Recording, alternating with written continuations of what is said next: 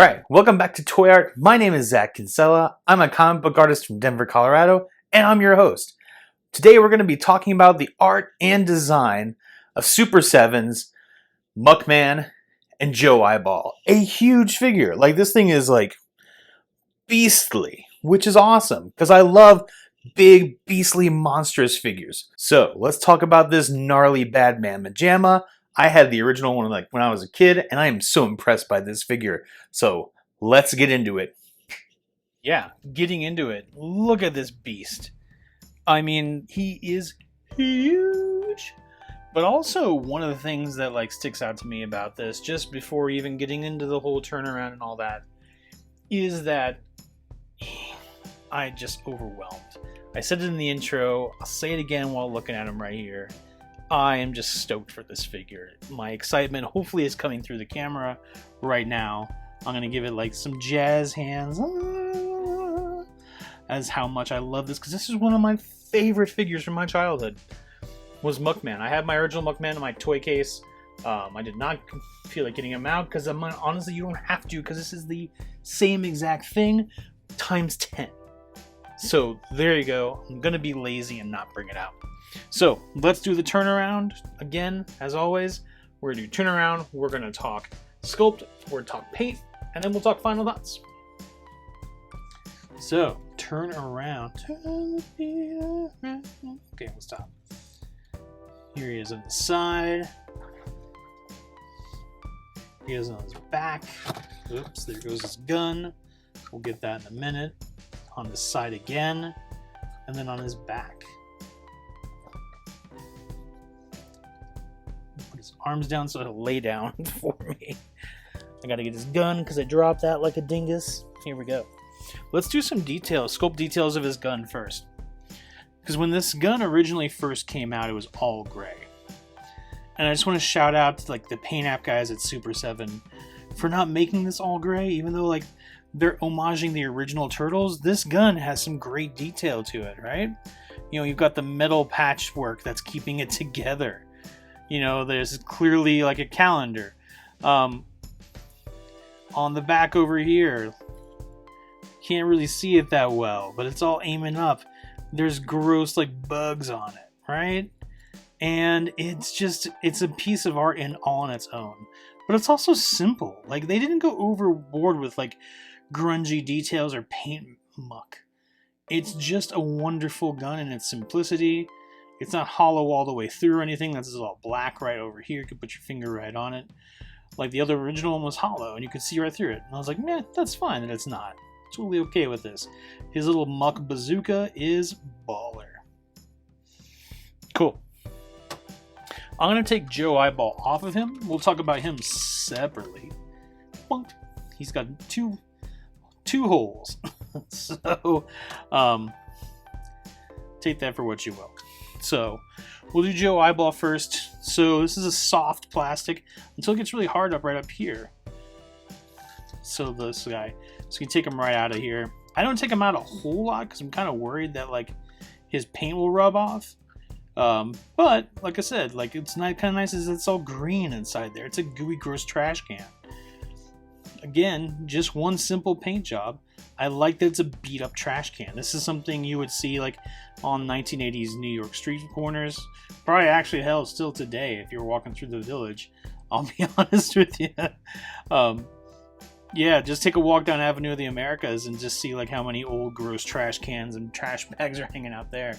It's the city. What do you expect? It's a cool trash can. Never thought I'd say that in a toy review. Here's our guy. And this is so great because, man, look at how scaly and gnarly he is. Like I said, it reminds me of the one I did for Neil Ewing's, where there's a lot of negative space, but each one of those negative spaces is pocked by little barnacles and little tentacles and other gross-oid things down over here. He was a secondary figure that was like kind of getting popular back in the day in Ninja Turtles. You know, Wignut and Screwloose and so forth and so on. And he was only painted one tone.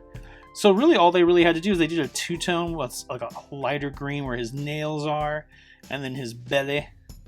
And then you can also see that his eyeballs, that's what we're talking about. You know, his eyeballs are like They've got the red veins on him. Like, he's a true monster.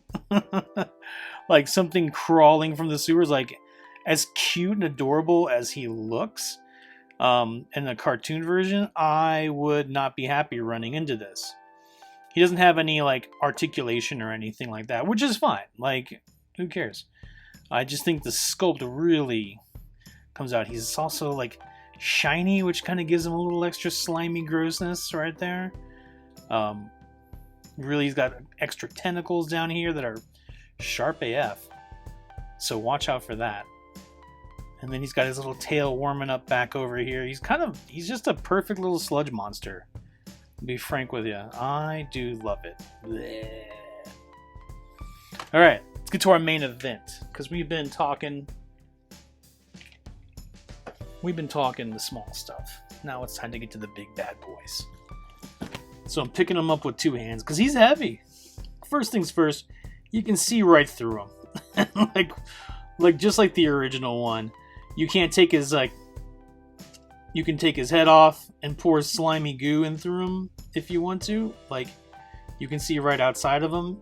Like, so that's just a fun feature.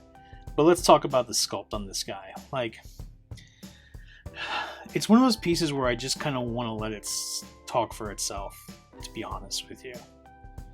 It's one of those things where it's like, you know, when you go to a toy museum, you're like, damn, I wish I bought that when it was at retail. It was like a Dr. Pepper can. I know it's supposed to say soda, but that is... No, maybe it's Coke. It looks Dr. Peppery from this vantage point. He's got his, like, you know, he was former, like, sewer worker, got mutated, because of course. Always comes with the manhole. I like the little milk detail right there. I love that there's, like, a worm coming out of his leg. Gross. There's a frog stuck to him. You know, he's got, like, this fungus hanging out right over here. And this sculpt is just, like, why should I be talking right now? This sculpt, and looking at the detail. And it's like, even though this is pressed in to make the garbage can fit in there, it still looks amazing. That pustule with all that goo coming out of it. Gross. This looks like his brains up top there. Like, my gosh. Like, this tentacle beard. The fact that he has like, he's plugging his nose to hide the smell of himself. Super into that. Unless he thinks that the outside world is what smells, and he's like, no, I'm like... Because we've all known that dude who's like, who likes his own stink. Gross. Gross.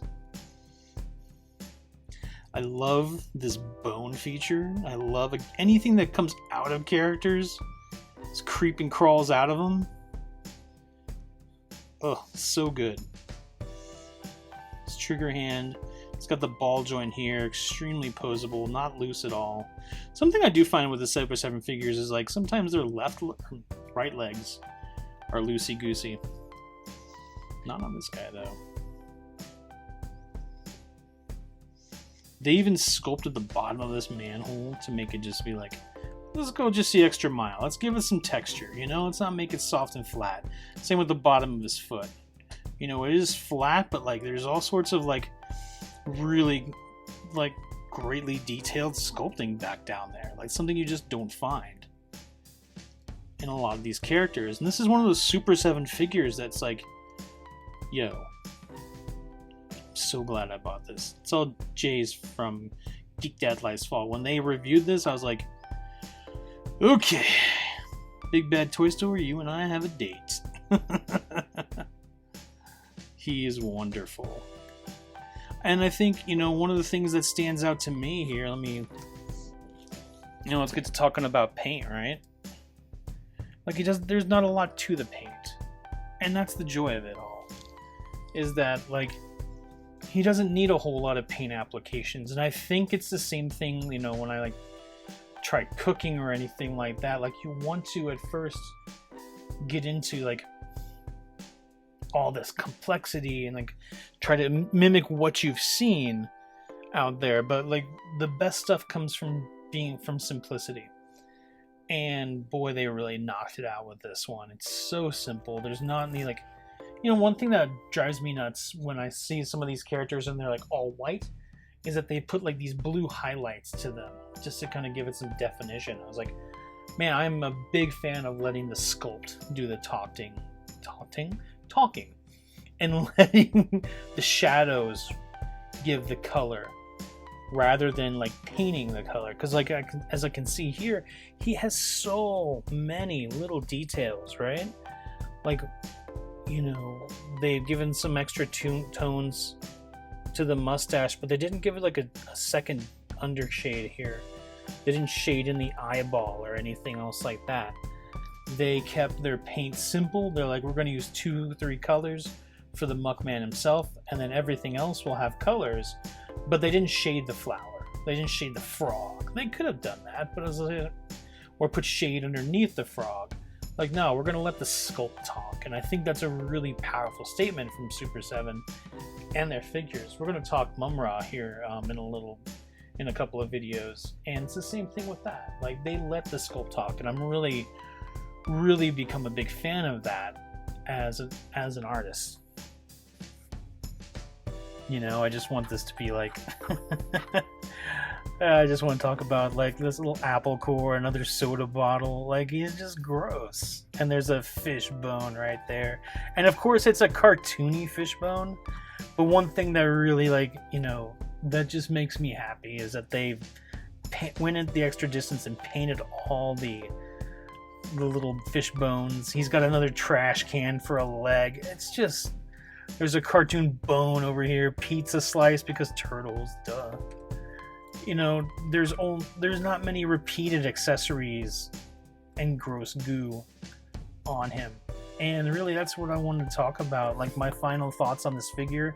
As an artist, there's nothing that geeks me out harder than when I can put this on a shelf and I know someone's going to ask about it. They're going to be like, why do you have this? What is this? This is so cool. And I can be like, yeah, take a closer look. I'm just inviting people to look closer at your collection. Be like, come in, look at what this figure is and what it does. Enjoy it. So that's my Super 7 love right there. You guys knocked it out of the park. All right. Like I said, just a super amazing figure. Super 7 killed it with this one. I have no doubt that when I do a top 10 at the end of the year, this is going to be on it. Like, this was such an impressive figure. And shout out to Geek Dad Life for doing their review of this, because without that, I would never have picked this up. Honestly, like, I didn't get a whole lot of the Super 7 TMNT figures until this started coming out. Then I was like, bro, I started getting a few more and few more. Now I'm all in. I'm just all in. I love Super 7. Like I said, I was getting the NECA stuff from Ninja Turtles. Ninja Turtles, yeah. I was getting the NECA Ninja Turtles. And then I was like, why do I need to double up on collections until, like, I got this Bad Mama Jamma all down the tube. So, super awesome. Just like this video, which you should like. Let me know what some of your favorite Ninja Turtle figures are. And share it. Send it out to your friends. Let's talk Ninja Turtles together. Once again, thank you so much for watching. Take care.